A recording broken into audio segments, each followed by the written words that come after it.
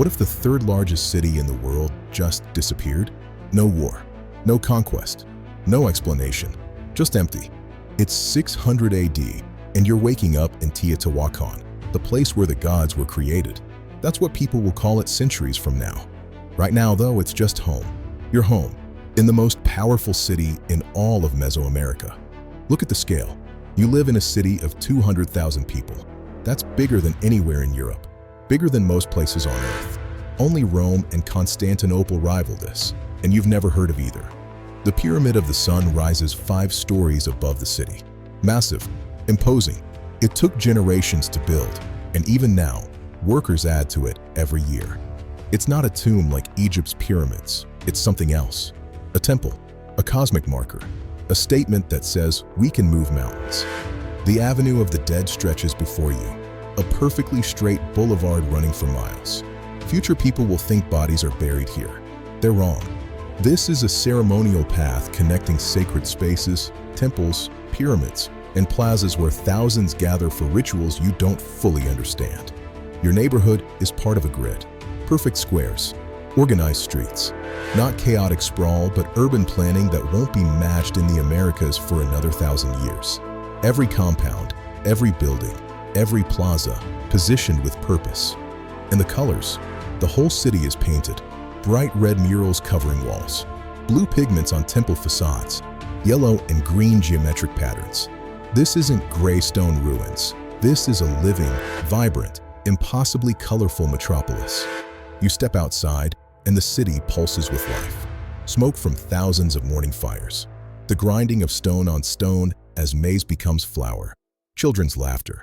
Workers heading toward pyramids. Merchants setting up in plazas. This is civilization at its peak. But here's what nobody knows, what nobody can see coming. Within your lifetime, maybe within decades, this will all end. The fires will burn. The people will leave. The pyramids will stand, but the city will fall silent. Why? Nobody knows. Not now. Not 1,000 years from now when the Aztecs find these ruins. Not even in the 21st century when archaeologists excavate and debate and theorize. The mystery of Teotihuacan's collapse is one of history's greatest unsolved puzzles. But today, you're just trying to get breakfast and avoid being late for work at the Obsidian workshop. The first sound every morning is stone on stone. Your mother grinding maize on the metate. That flat stone that's been in your family for generations. The rhythmic scraping that means tortillas are coming, that breakfast is happening, that life continues. You live in what archaeologists will call an apartment complex, but that makes it sound cramped. It's not. Your compound houses 3 families, maybe 20 people total, around a central courtyard. The walls are covered in jaguars. Spotted cats frozen mid-leap across bright red backgrounds. Every compound in Teotihuacan has its own mural style. Some show the storm god, others depict the fettered serpent. Yours has jaguars because your lineage has always had jaguars. Breakfast is maize tortillas, beans, and chili peppers, the base of every meal. The variety surprises future archaeologists. Tomatoes, squash, avocados, cacao, amaranth. The courtyard fills with morning activity. Kids running, women preparing food. Your uncle checking the small shrine where family offerings sit. Copal incense, a jade bead, some maize. You grab your obsidian tools and head out. You're a craftsman, one of hundreds in the Obsidian district. Teotihuacan sits near the best obsidian sources, and your city has turned that luck into an empire of trade. The streets are narrow but organized. Grid layout. Every block a perfect square. Not random, designed. Someone centuries ago mapped this entire city before building it. That level of planning is rare. You pass murals everywhere, not just in homes, on every public building. The city is a giant canvas. Gods, animals, priests, warriors, geometric patterns, symbolic imagery nobody fully understands. A group of Maya merchants walks past. Teotihuacan draws people from everywhere, the Gulf Coast, the Maya regions. This is the center of the world, and everyone knows it. The Pyramid of the Sun dominates the skyline no matter where you stand. You can't escape it. That's the point. Power made visible. Authority carved in stone. The Obsidian workshop is already busy when you arrive. The sound is distinctive. sharp cracks as volcanic glass is carefully knapped into blades. Obsidian is Teotihuacan's secret weapon. Not literally a weapon, though you make plenty of those too. It's economic power. This volcanic glass can be sharper than modern surgical steel. It's the best cutting material in a world without metal tools. And Teotihuacan controls the best sources. The Sierra de las Navajas deposits are nearby. Some of the finest obsidian on Earth. Green obsidian, black obsidian, gray obsidian with unique properties. Other cities have to trade for it. You live next to the mine. Other cities have to trade for it. You live next to the mine. Your master craftsman examines a piece, checking for flaws. One wrong strike and the whole piece shatters. But he's been doing this for 40 years. His hands move with precision that seems almost supernatural. Tap, tap, tap. A blade emerges from the rough stone, edges so sharp they could split a hair. These blades will travel hundreds of miles. Maya kings in the south will own Teotihuacan obsidian. Merchants in the Gulf Coast will trade for it. Settlements in the northern deserts will pay premium prices. This workshop alone produces goods that reach from modern Arizona to Honduras. But it's not just blades. You're making ceremonial objects. Mirrors polished so smooth they reflect like water. Elaborate sculptures, decorative pieces for temples. The sacred and the practical, both flowing from your workshops to the rest of Mesoamerica. Your city's wealth isn't just about having obsidian. It's about controlling the trade. Teotihuacan doesn't conquer with armies. It conquers with commerce. Other cities need what you make. That need creates dependency. That dependency creates power. You're working on a special order, 30 high-quality blades for a Maya delegation visiting next week. The Maya are picky customers, but they pay well. Cacao, jade, exotic feathers, goods that don't exist in the highlands but are common in the lowlands. A younger apprentice struggles with a piece. You show him the technique, where to strike, the angle, the pressure, skills passed down through generations, knowledge that makes your city indispensable. By midday, you've produced a dozen blades, good ones, the kind that will still be sharp when someone digs them up 1,400 years from now and marvels that ancient people could create such precision without modern tools. The workshop master nods approval. Your work is solid. You're contributing to the machine that makes Teotihuacan the center of the world. But outside, beyond the walls, something is shifting. Trade routes are changing. Other cities are growing stronger. The monopoly isn't as absolute as it once was. You don't know it yet, but the empire is fragile. All empires are. All empires are. The Avenue of the Dead runs straight through the city's heart, and walking it never gets old. Despite the name, given by the Aztec centuries from now who'll assume this is a burial ground. There are no bodies here. This is ceremonial space, sacred geography, a path connecting cosmic points that ancient priests calculated with precision you don't fully understand. The Pyramid of the Moon rises ahead, smaller than the Sun Pyramid but positioned to align with the mountain behind it. On certain days, at certain times, the sun sets directly behind the peak and the whole structure seems to glow. That's not accident. Nothing here is accident. Smaller pyramids line the avenue, temple platforms, elite residences where the rulers, whoever they are, conduct the business of governing a city this massive. You don't know their names. Future archaeologists won't either. No inscriptions name kings. No monuments boast of conquests. Teotihuacan's rulers are anonymous by design or by loss of records. The mystery remains. The crowd is diverse. Local workers heading to construction sites. Merchants from distant cities, identifiable by their clothing and language. Pilgrims who've traveled weeks to see the pyramids and participate in ceremonies. Maya traders with jade ornaments. Gulf Coast people with elaborate tattooing. Desert folk with turquoise jewelry. All here, all moving through the same sacred space. You pass a temple where smoke rises, copal incense burning. Priests conducting midday rituals. They wear elaborate costumes, feathered headdresses, jade masks, body paint. Their appearance is meant to transform them into something between human and divine. Whether it works, you're not sure, but you're not going to question it publicly. The apartment compounds lining the avenue are larger, more elaborate than yours. These house the elite. Bigger courtyards, more rooms, finer murals.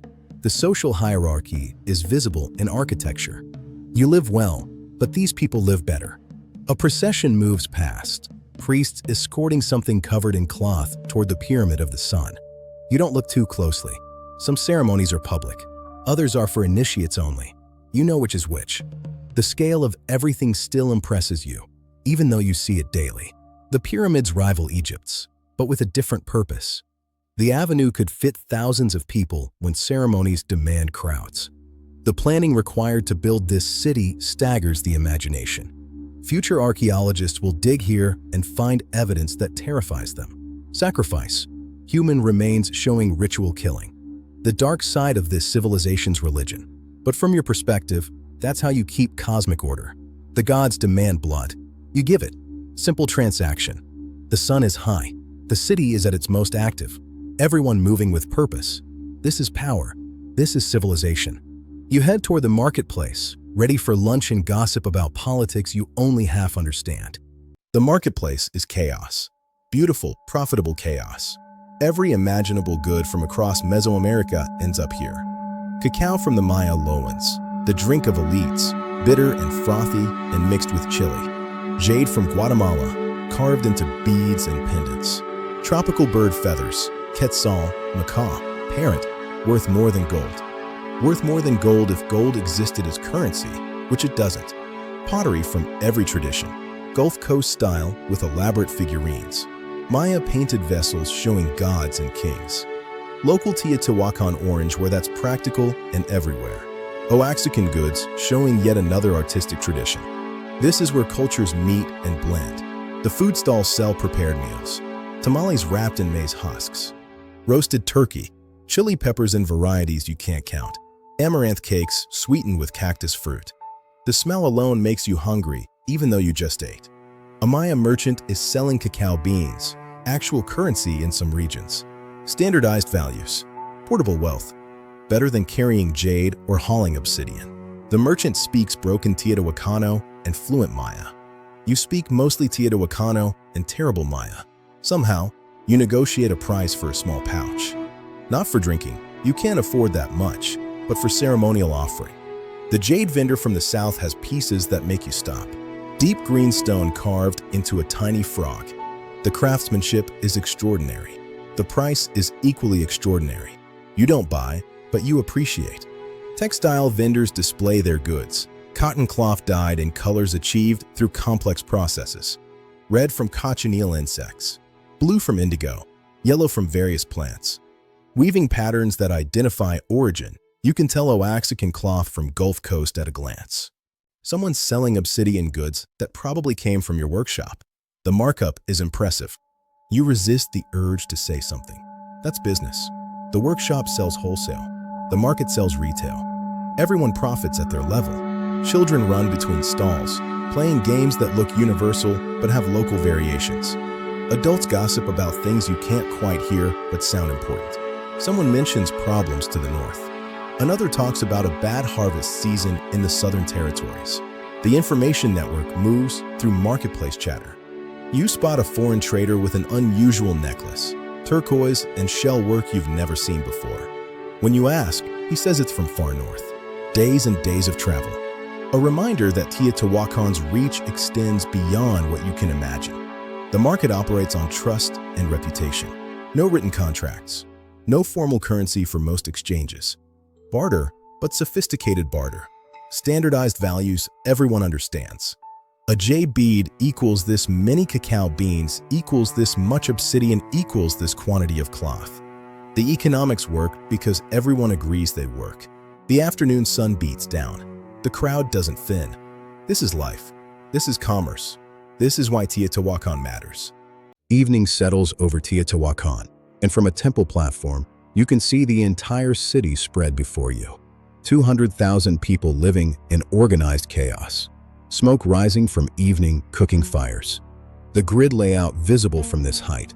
Perfect squares repeated across miles. The pyramids anchoring everything. Permanent mountains of human ambition and divine connection. It's beautiful. It's powerful. It feels eternal. But there are signs, if you know how to read them. The workshops aren't as busy as they were when you started working 15 years ago. The trade delegations aren't as frequent. That Maya merchant mentioned problems in the south. Cities growing stronger, less dependent on Teotihuacan's networks. The northern trade routes have shifted. Drought maybe, political changes you don't understand. Whatever the reason, goods that once flowed through here are taking different paths. The city still thrives, but the margins are thinner. The elite still live well, but their buildings aren't being expanded like they once were. The pyramids still dominate, but major construction has slowed. Your grandfather talks about the old days, when Teotihuacan was unquestionably the center of everything. Now there's competition. Tikal in the Maya world is growing aggressive. Other highland cities are challenging the monopolies. The social order feels strained. The population might be too large for the local agriculture. You hear whispers of unrest. Nothing concrete, just unease. The rulers seem less visible. It's hard to tell when so much is conducted in secret ceremonies. You don't know that within decades, something will break. The city will burn, but fire will rage through neighborhoods. Deliberately set, perhaps. Ritual destruction, and then nothing. The people will leave. Where they go, nobody knows. They'll blend into other communities. Their culture diluted, their language lost, their history forgotten so thoroughly. When the Aztecs find this place centuries later, they won't even know who built it. The pyramids will stand, but the life, the vibrancy, that will vanish like smoke. The sun dips below the horizon. The city lights thousands of fires. Life continues. For now. Night falls on Teotihuacan, and you return home to family, food, and familiar walls covered in jaguar murals. Tomorrow will be another day. More Obsidian work, more marketplace visits, more life in the city that feels like it will last forever. But it won't. The collapse, when it comes, will be swift and complete. Archaeological evidence shows systematic burning around 550 to 650 AD. Temples deliberately torched, elite residences destroyed, the ceremonial center reduced to ash. But here's the mystery that haunts historians. Why? No evidence of conquest, no signs of invasion, no foreign army marched in and destroyed Teotihuacan. The people seem to have burned their own city and then left. Was it internal revolution? The common people rising up against the elite? The burning pattern suggests anger directed at power structures. Was it climate change? Drought making the city unsustainable? The population too large for the resources available? Was it political collapse? The trade networks failing? The economic model that sustained Teotihuacan breaking down as other centers rose? Was it religious transformation? A shift in cosmic understanding that made the old city obsolete or cursed? Nobody knows. Teotihuacan left no written records that survive. No inscriptions explaining their history. No stone monuments naming kings or describing events. The city's rulers were anonymous in life and remain anonymous in death. When the Aztecs arrived centuries later, they found massive ruins and were so awed they declared this must be where the gods themselves were created. They named it Teotihuacan, place where the gods were born, because they couldn't imagine humans building something so grand. The mystery endures. Modern archaeology reveals more every year. The grid planning, the apartment compounds, the trade networks, the sophisticated art, the complex religion. But the fundamental questions remain unanswered. Who ruled Teotihuacan? What language did they speak? What did they call themselves? And why did they abandon the third largest city on Earth? The pyramids still stand. The Avenue of the Dead still stretches through the ruins. The murals, those that survived, still show their vibrant colors when uncovered. But the people who painted them, who walked these streets, who made this city the center of their world, they're gone, vanished into history, leaving only questions carved in stone.